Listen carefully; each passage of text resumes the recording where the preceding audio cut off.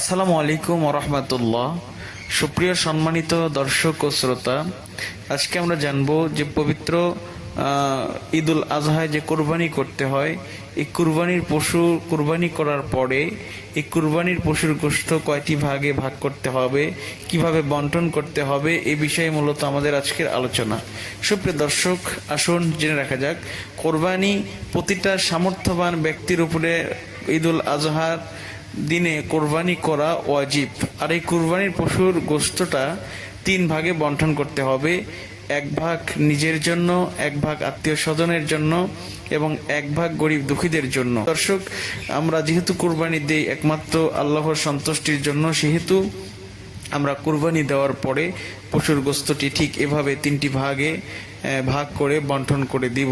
তো আমরা সবাই এই ভাবে কোরবানি করলে ইনশাল্লাহ অবশ্যই আশা রাখবো যে আল্লাহ পাক আমাদের কোরবানি কবুল করবেন। তো সুপ্রিয় দর্শক, আজকের ভিডিওটি ছিল এ পর্যন্তই।